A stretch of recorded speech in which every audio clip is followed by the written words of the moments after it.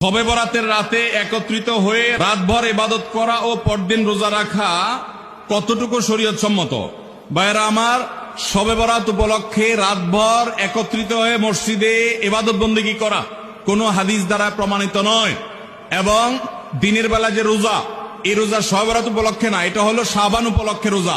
এই রোজা হলো আইয়াম বীজ উপলক্ষে রোজা। নবী করিম সাল্লাল্লাহু আলাইহি ওয়াসাল্লাম শাবান মাসে এমনি বেশি বেশি নফল রোজা রাখতেন, সেই হিসাবে আপনিও রাখবেন। আবার আইয়াম 20, 13, 14, 15 রোজা রাখতেন, সেই হিসাবে রাখবেন। আপনি আল্লাহর ক্ষমা, এই রাতে আল্লাহ তাআলা বান্দাকে সাধারণ ক্ষমা ঘোষণা করেন, হিংসুক ছাড়া, মুশরিক ছাড়া। এই রাতের এই ফজিলত পাওয়ার জন্য আপনি চেষ্টা করলে সেটা ভালো, আল্লাহর কাছে ক্ষমা লাভের চেষ্টা করবেন, কিন্তু বেদাতি কোনো পন্থায় না। অনেকে বলে যে এত রাকাত নামাজ, অমুকটা অত সূরা এত রাকাতে পড়তে হবে, এগুলা মন গড়া কথাবার্তা, এগুলার কোনো ভিত্তি কোরআন হাদিসে নাই।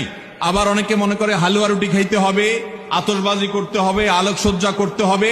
শবে বরাতকে কেন্দ্র করে যা হয় তার বেশিরভাগই বেদাত এবং ভুয়া, মন গড়া ভিত্তিহীন, এগুলার কোনো অস্তিত্ব কোরআন হাদিসে পাওয়া যায়। আল্লাহ আমাদের সবাইকে সুন্নাহ মেনে চলার তৌফিক দান করুন। আমরা সুন্নাহ মেনে চলবো। শাবান মাসের সবচেয়ে বড় আমল হলো নফল রোজা রাখা। বেশি বেশি রাখবো তো ইনশাআল্লাহ।